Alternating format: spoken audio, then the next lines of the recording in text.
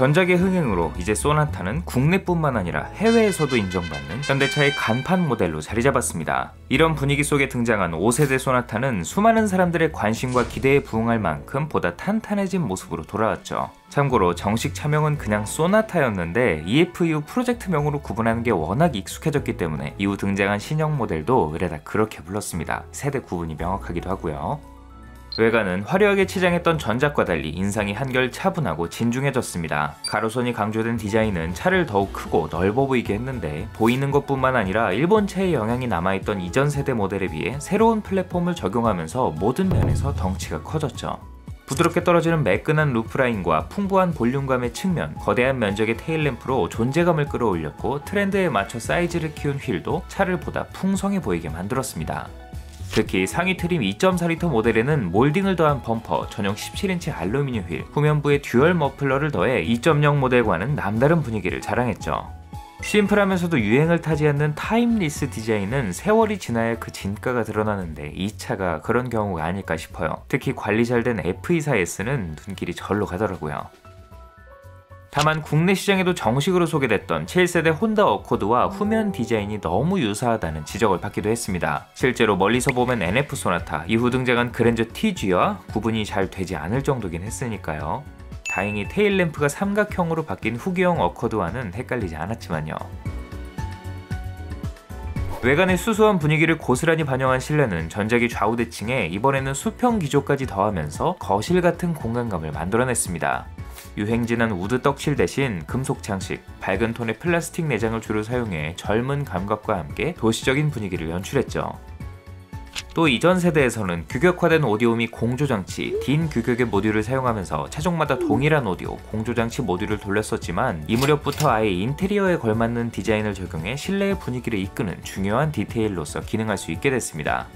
여기에 상단으로 끌어올려 시인성을 개선한 6.5인치 DVD 내비게이션과 서브우퍼, 디지털 앰프를 더한 JBL 사운드, 좌우 독립식 프로토 에어컨, 공기청정기 등 기존에 있던 편의사양을 업그레이드한 것은 물론 오토라이트, 심지어 전동식 페달 높이 조절 등 여러 고급 장비가 추가로 투입된 것도 돋보였죠. 무엇보다 불어난 차체 덕분에 실내 거주성이 눈에 띄게 좋아졌고 뒷좌석에는 수동식 후방 블라인드를 추가로 마련해 여전히 가족과 함께하기에 만족스러운 공간을 제공했어요. 견고해진 프레임과 사이드 및 커튼 에어백을 탑재해 승객 안전성을 보강한 것도 빼놓을 수 없는 포인트였습니다. 확 달라진 겉모습만큼이나 파워트레인 역시 새로워졌습니다. 차체를 키운 만큼 1.8L 모델은 과감히 삭제했고 새로 개발한 4기통 2.0, 2.4L 세타 가솔린 엔진, 독자 개발한 5단 수동 및 4단 자동 변속기를 매칭하면서 이제는 뼈대부터 심장까지 모두 우리 것으로 채워넣은 진정한 의미의 국산 중형차로 거듭났어요. 시리우스 엔진 특유의 웽하는 간드러지는 소리 대신 투박한 엔진음이 들려왔지만 밟으면 톡 튀어나가는 응답성으로 실용 구간에서 쾌적한 주행 성능을 제공했습니다. 대대로 북미 시장에 초점을 맞추는 소나타답게 승차감은 여전히 부드러웠지만 전작의 전륜 더블 위시원 서스펜션과 전자제어 서스펜션에 더해 자세 제어 장치 VDC가 추가되면서 전반적인 주행 안정성이 향상됐습니다. 높아진 강성의 신형 플랫폼도 제 몫을 톡톡히 했죠. 특히 이 세타 엔진은 월드 엔진이라는 이름으로 미쯔비시, 다임러 크라이슬러 등 걸출한 해외 완성차 업체에 수출되어 미쯔비시 랜서, 크라이슬러 세브린, 다치 캘리버 등 다양한 차종에 두루 쓰였습니다. 각각의 세팅은 다르지만 우리나라에 정식으로 수입되던 몇몇 수입차가 소나타와 엔진을 공유하고 있었던 것이죠. 이는 불과 몇 년 전까지 막대한 로열티를 지불하며 해외 업체의 기술을 받았어야 했던 우리나라가 스스로 엔진을 만들고 역으로 기술 선진국에 수출을 했다는 점에서 상당히 뜻깊은 일이었습니다. 이때 개발한 세타 엔진을 바탕으로 다양한 바리에이션을 만들어 현재까지 재미를 보고 있는 것을 생각하면 부족하더라도 독자 개발을 추진해온 그들의 선택이 틀리지 않았다는 것을 알 수 있죠. 물론 의도와는 다르게 흘러간 부분들이 있긴 하지만 LPG 사양 역시 세타 LPI 엔진으로 교체되며 출력과 연비가 모두 높아져 택시와 렌터카 시장에서도 좋은 평가를 받았습니다. 이후 연식 변경을 통해 새로운 파워트레인이 도입되기도 했는데요. 2006년부터는 RV 라인업에 탑재되던 2.0 VGT 디젤 엔진을 추가, 6단 수동 및 4단 자동 변속기를 맞물려 장거리 운행이 잦은 분들에게 환영받았고 북미 사양인 V6 3.3 람다 엔진을 얹은 최고급 트림을 신설해 당시 직렬 6기통 엔진을 적극적으로 내세우던 GM대우 토스카를 찍어 눌렀습니다. 이 V33 모델은 모든 옵션이 모두 포함된 차량인데다 출고 가격이 상당히 비쌌기 때문에 그랜저 TG의 S380 모델과 마찬가지로 엄청난 희소성을 자랑했어요. 낮은 단수로 지적받던 2.4L 모델의 4단 자동 변속기를 스리슬쩍 5단으로 변경한 것도 이때죠. 같은 해 하반기 출시된 2007년형 모델은 내외관 구성을 살짝 달리했는데 블랙 베젤 헤드램프가 세련된 인상을 만들었던 이전과 달리 눈화장을 지운 듯한 적나라해 보이는 크롬 베젤 헤드램프, 로고를 따라 애매하게 둥글린 그릴 때문에 오히려 퇴보했다는 반응도 있었습니다. 주력 트림에 들어갔던 16인치 휠, 일명 녹용휠은 당시에도 호불호가 좀 갈렸는데 지금 봐도 좀 적응이 안 되네요. 그래도 플랜지 타입이었던 17인치 휠을 디자인은 그대로 둔 채 노플랜지 타입으로 변경해 더욱 시원스러워졌다는 것만큼은 좋았어요. 한편 끝물에서는 스마트키 시스템과 함께 2.4 모델의 전유물이었던 17인치 휠을 드디어 2.0에도 넣어주고 뒷바퀴의 각도를 조절해 코너 탈출에 도움을 주는 AGCS라는 독특한 옵션을 제공하기도 했습니다. 고속 코너링 시 조향에 따라 후륜 중 바깥쪽 바퀴를 차체 안쪽으로 약간 꺾어 선의 반경을 줄여주는 장치로 구조가 간단하고 확실한 성능을 제공해 혁신적인 기술인 건 맞았지만 지금의 S클래스나 G90에 장착된 후륜 조향 시스템처럼 유턴 시 회전 반경을 짧게 줄여주는 등 모든 주행 환경에서 활용할 수 있는 것은 아니었죠. 당연히 무난한 패밀리카의 상징이었던 소나타에게 이런 장비란 그저 사치일 뿐, 그마저도 최고급형에 가야 끼워 넣을 수 있었기 때문에 당연히 선택률이 저조했습니다. AGCS가 고장이나 센터에 갔더니 직원들이 우르르 구경을 나왔다는 한 오너분의 이야기가 이 옵션의 희소성을 그대로 대변해주네요. 여담으로 이 모델의 하이브리드 시제품이 준비되기도 했습니다. 심지어 LPI 하이브리드였어요. 2.0L 세타 LPI 엔진을 기반으로 전용 5단 자동 변속기와 전기 모터를 탑재해 리터당 14km 이상의 연비를 확보했다고 하는데 다들 아시다시피 먼저 투입된 아반떼, 포르테 LPI 하이브리드가 시장에서 실패하면서 이 모델은 아쉽게도 출시되지 못했습니다.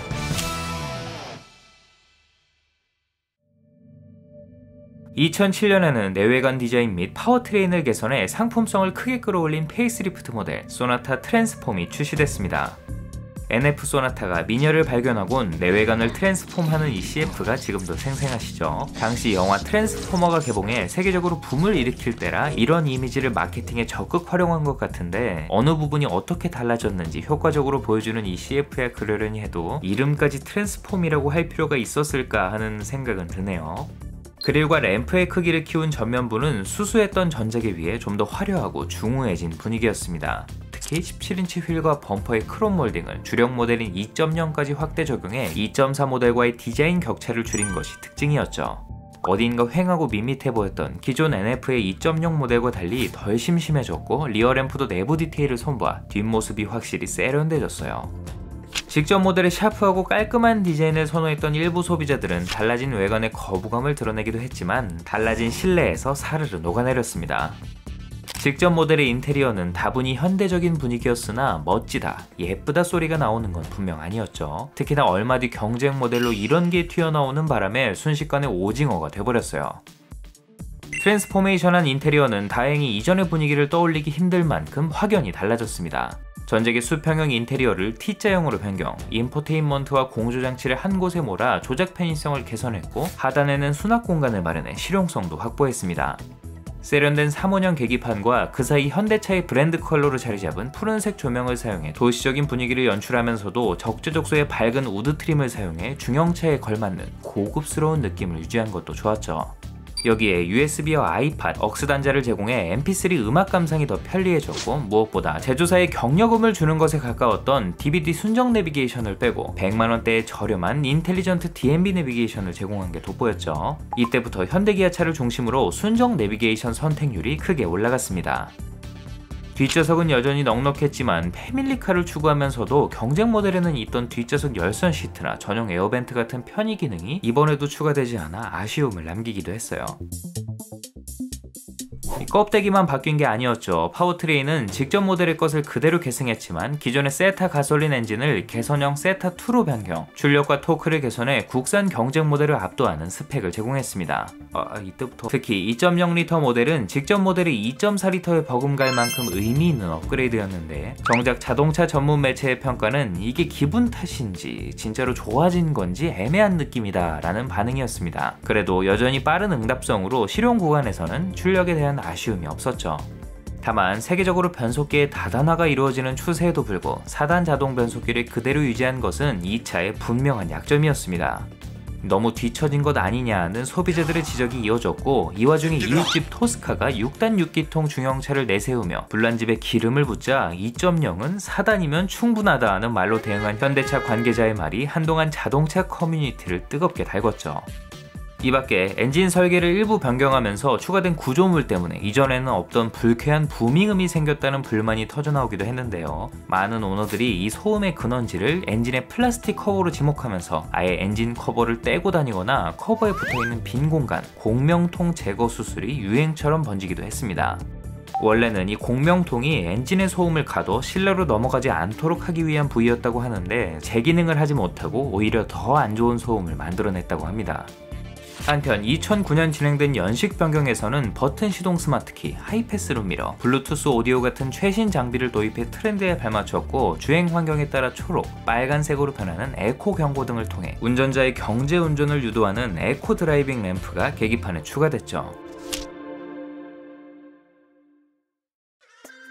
이 시기 만들어진 현대차들이 지금도 훌륭하다는 평가를 받는 것만 봐도 알 수 있죠. 5세대 NF 소나타는 브랜드 밸류를 높이고자 현대차가 칼을 갈고 내놓은 첫 번째 모델인 만큼 차량의 완성도와 상품성이 비약적으로 상승했고, 트랜스폼에 와서는 변화를 넘어선 진화라는 캐치프레이즈만큼이나 획기적인 개선을 통해 더욱 거세진 경쟁사의 공세에도 높은 인기를 이어갔습니다. 전작에서 하도 안전에 대한 지적을 받아서인지 승객 안전성을 크게 개선한 것이 가장 눈에 띄는 부분이었죠.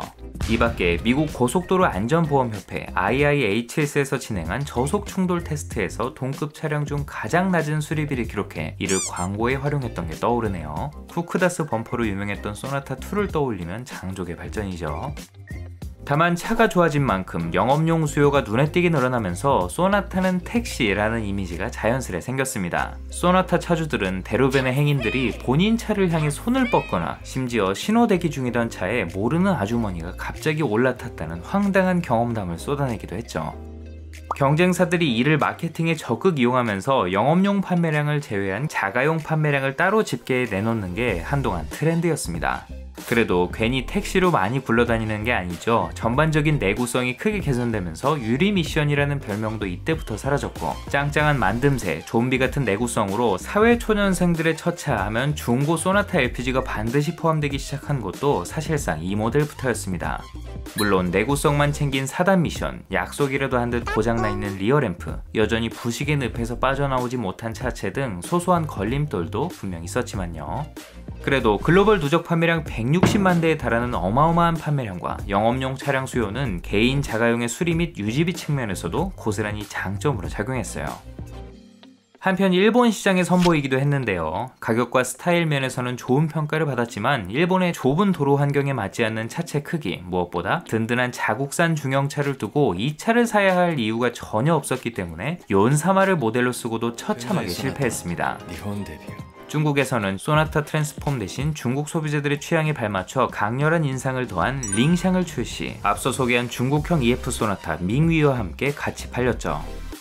북미 시장에서도 결국은 부메랑이 되어 돌아왔던 저가차 이미지를 조금은 벗어내는 데 성공하면서 미드사이즈 세단 시장뿐만 아니라 북미 시장 내 현대차 점유율을 끌어올리는 데 가장 확실한 역할을 했던 모델이었습니다. NF 소나타의 북미 진출과 함께 문을 연 미국 엘라베마 공장에서 전량 생산됐고, 다행히 브로몬 공장에서의 뼈아픈 실패를 만회할 만큼 걸출한 성과를 기록했어요.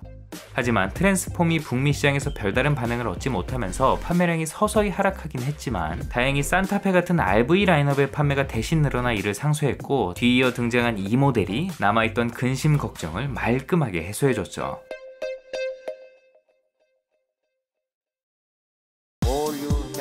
2009년 출시된 6세대 모델은 모두를 충격에 빠뜨렸습니다.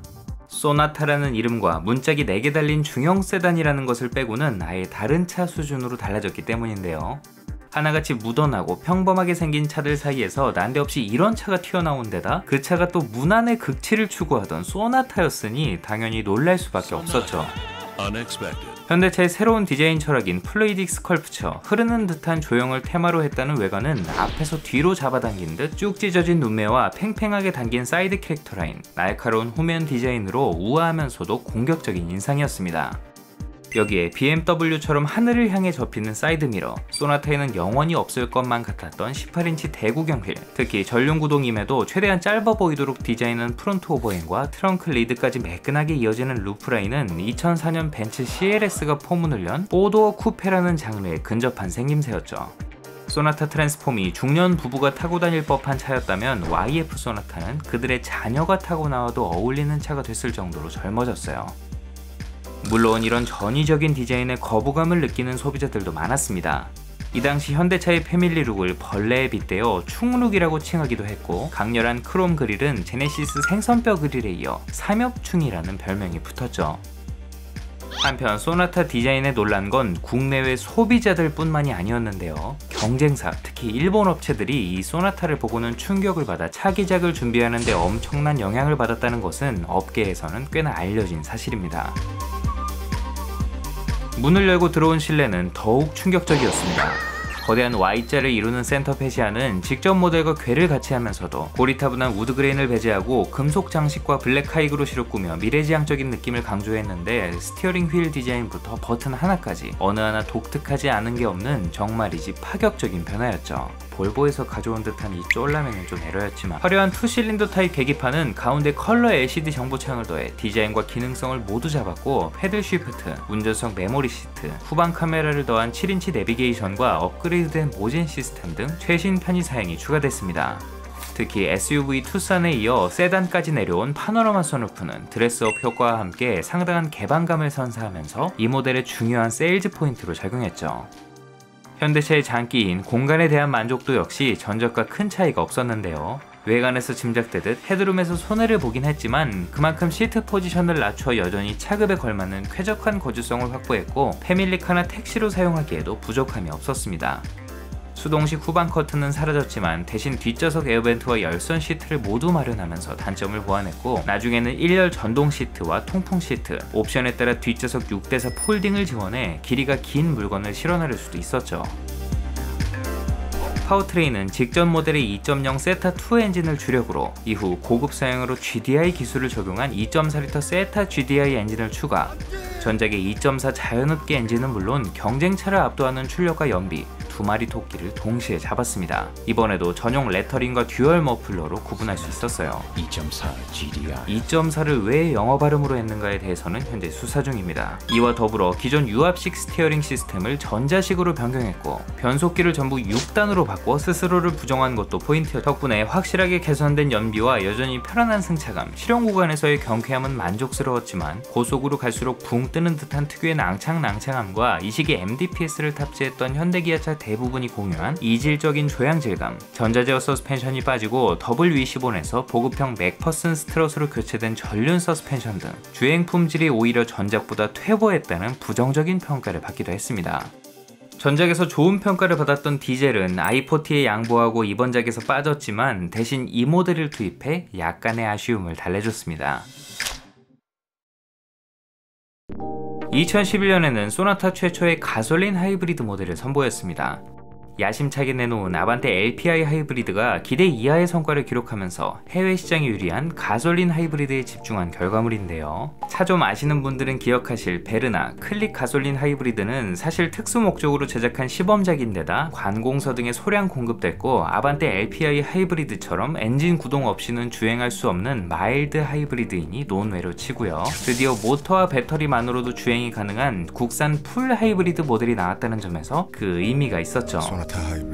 소나타 하이브리드는 2.0L 누우 엔진과 전용 6단 자동 변속기를 결합한 하이브리드 파워트레인을 탑재해 리터당 16.8km라는 준수한 연비를 내세웠고, 당시 높은 인기를 끌던 수입 디젤 세단과 캠리 하이브리드를 정조준했습니다. 전용 휠과 하이브리드 레터링, 전용 컬러만으로는 부족했는지 블루드라이브라는 브랜드에 맞게 바다에서 꺼내온 듯한 전면부, 공기 저항을 최소화한 범퍼로 외관을 차별화했고, 실내에도 하이브리드 시스템을 위한 전용 계기판과 소프트웨어로 남다른 분위기를 만들었습니다. 장미꽃 모양의 이 LED 테일 램프는 지금 봐도 독특하네요. 예쁘다고 쳐다봤다가 눈이 멀 뻔한 게 문제였지만, 다만 당시에는 대중적으로 하이브리드의 인기가 높지 않았고 현대차 하이브리드 시스템의 완성도 또한 높지 않던 시절이었기 때문에 지금처럼 불티나게 팔리진 않았지만 유류비에 부담을 느끼던 특히 얼리 어답터 성향이 강한 소비자들의 선택을 받아 소소한 판매량을 기록했습니다. 비슷한 시기 기존 2.4L GDI 엔진 대신 다운사이징 추세에 맞춰 새로 개발한 2.0 세타2 터보 GDI 엔진을 탑재, 파워풀한 성능과 준수한 연비를 선사한 F20 터보 모델도 등장했습니다. 고배기량 V6 엔진을 대체하기 위해 개발된 엔진인 만큼 같은 배기량 자연흡기 엔진에서는 경험할 수 없었던 경쾌한 성능을 제공한 것이 특징이었고, 같은 엔진을 탑재한 기아 스포티지 R, K5와 함께 인터넷 슈퍼카 계보에 오르기도 했죠. 하지만 가속 성능이 문제가 아니었던 소나타의 부족한 주행 품질과 나름 보강을 했음에도 여전히 버거워하는 브레이크 시스템으로 이른바 탈국산급의 스포티한 주행 감각을 기대했던 일부 소비자들에게는 실망감을 주기도 했습니다. 비록 아쉬운 부분들이 있긴 하지만 두 모델 다 생김새에 어울리는 파워트레인을 탑재해 매력을 뽐냈고, 나름의 수요를 확보해 더 업그레이드된 후속 모델이 등장하는데 훌륭한 발판이 됐죠. 2011년 하반기에는 단순한 연식 변경치고는 대대적인 변화가 이루어졌는데, 부담스러웠던 크롬을 줄이고 한결 차분해진 라디에이터 그릴과 견고한 느낌의 멀티스포크 휠, 부츠 타입 기어레버 같은 내외관 디자인뿐만 아니라 기존 2.0 세타2 가솔린 LPI 엔진을 2.0L 누우 엔진으로 변경하고 5단으로 차별받던 LPI 모델의 자동 변속기를 6단으로 업그레이드하는 등 의아할 정도로 큰 폭의 개선이 이루어졌습니다. 액티브 에코시스템, 택시 모델에만 제공하던 공회전 방지장치 ISG를 적용해 경제성에 집중한 모델인 블루세이버 트림도 신설됐는데, 이거 정차 중에 D가 아닌 중립인 N에다 넣어야 오토스탑이 작동하는 특이한 방식이었죠. 아마 블루세이버나 택시 부활 타시는 오너분들 지금도 모르시는 분들이 있을 거예요. 야, 너도? 나도. 한편 1년 뒤 출시된 정식 페이스리프트 모델 소나타 더 브릴리언트는 반대로 의아할 정도로 변한 게 없어 보였는데요. 그동안 현대차의 행보와는 다르게 호평받던 디자인을 괜히 뜯어고치기보다는 내실을 다지는 데 집중한 모델이었습니다. 외관도 자세히 뜯어보면 프론트 범퍼와 휠 디자인을 새롭게 다듬어 세련미를 더했고 LED를 적극 사용해 브릴리언트라는 닉값은 했죠. 여전히 미래지향적인 분위기를 뽐내는 실내는 곳곳에 소재를 개선했고, 최신 텔레맥틱스 블루링크가 도입되면서 8인치로 통일된 내비게이션, 근본 없던 공조장치에 쫄라맨이 빠지는 등 소소한 디테일을 수정해 외관과 마찬가지로 한결 단정해진 분위기였습니다. 이 특유의 스포티한 분위기 때문에 디자인만큼은 오히려 후속인 LF보다 낫다고 평가하시는 분들도 많죠. 또 오토홀드가 포함된 전자식 주차 브레이크와 스티어링 휠 열선같이 국내 소비자들이 사랑에 맞이하는 편의 기능이 추가된 것도 환영할 만한 부분이었고, 개인적으로 후방 카메라가 띠용하고 나오던 이 고급형 오디오가 신기했던 기억이 있습니다. 한때 밀던 이 룸미러 속 카메라도 생각이 나고요. 끝물부터 선반영된 파워트레인은 높아진 출력을 체감하긴 힘들었지만 NVH가 보강됐는지 주행 중 소음이 줄었고, 꾸준히 개선된 전자제어 장치와 서스펜션 세팅 실력으로 직전 모델보다 주행 품질이 나아졌다는 평가를 받았습니다. 현대차의 자체 튜닝 브랜드인 튜익스 패키지를 선택하면 좀 더 스포티한 소나타를 만들 수도 있었죠. 여전히 거친 MDPS의 조향감과 불안한 고속주행 안정성과 그걸 지켜보는 부분 변경 모델의 한계가 느껴졌지만, 여러모로 소비자들의 지적을 수용해 완성도를 끌어올린 모델이었습니다. 되도록 많은 사람들에게 차를 팔아야 하는 대중 메이커가 자칫 호불호가 갈릴 수 있는 파격적인 디자인을 선보이는 것은 사실 도박에 가까운 행위죠. 하물며 소나타처럼 편안한 패밀리카를 지향하는 중형 세단은 말할 것도 없습니다. 하지만 적당한 품질을 갖췄음에도 여전히 쟁쟁한 경쟁차들 사이에서 그 외 나머지 취급을 받던 소나타에게 더 이상 가성비와 무난함은 매력이 될 수 없었죠. 현대차는 경쟁차들이 감히 시도조차 못했던 디자인으로 강력한 한방을 날렸습니다. 6세대 YF 소나타는 한번 보면 잊을 수 없는 강렬한 스타일을 선보여 그저 그런 차로 여겨지던 현대차를 단번에 눈에 띄는 브랜드로 각인시켰습니다. 더 나아가 늘 뒤따라가기 바빴던 후발주자 소나타를 순식간에 경쟁차들을 이끄는 자리에 올려놨다는 점에서 그 의미가 상당한 모델이었죠. 다행히 시장의 반응은 호의적이었고 글로벌 누적 판매량 195만 대라는 소나타 역사상 전무후무한 대기록을 세웠습니다. 특히 이 중 상당수가 북미 판매량이었을 만큼 해외 시장에서 큰 성공을 거뒀죠. 이름이 가진 무게감에 비해 지나치게 젊어진 생김새는 주 고객인 중장년층 소비자가 이탈하는 결과를 낳기도 했는데, 역으로 젊은 고객을 상당수 끌어들이면서 다양한 연령대에서 인기를 끌어 출시 이듬해인 2010년 국내 판매량만 도합 13만 대를 기록했습니다. YF 소나타만큼의 충격을 선사했던 이 모델이 튀어나와 소나타 판매량 일부를 흡수했던 것을 떠올리면 더욱 대단한 수치죠. 유행어가 되어 수많은 패러디를 양산했던 소나타는 그렇게 타는 겁니다 라는 감성 돋는 커피의 이 광고도 성능이니 편의사양이니 그런 거 모르겠고 그냥 소나타라는 이름 하나만 보고 선택해도 넌 만족할 거다 라는 그들의 자신만만함이 드러나는 광고였죠. Sonata, the brilliant. 다만 지나치게 앞서간 아트를 테크놀로지가 따라가지 못한 모양입니다. 차세대 플랫폼으로 차체 강성과 안전성이 증대됐지만 차급에 어울리지 않는 가벼운 주행 감각, 부족한 방음 대책으로 소음이 부각되는 등 주행 품질 면에서는 좋은 점수를 주기 힘든 모델이었습니다. 아직 차 만들기 실력이 완숙해지지 않았음에도 다방면에서 원가 절감부터 이루어지다 보니 나온 부작용이라는 평가가 따라왔어요. 아시다시피 가장 큰 문제는 자신있게 내세운 GDI 엔진들이었는데, 다행히 국내 모델은 2.0L 간접 분사 엔진이 주를 이루고 있었지만 2.4 GDI가 메인이었던 북미와 국내 일부 고객은 이 엔진으로 인해 큰 불편을 겪어야 했습니다. YF는 분명 시장에 큰 임팩트를 남긴 모델이었지만 동시에 뼈아픈 평가도 함께 받았죠. Of technology, Sonata.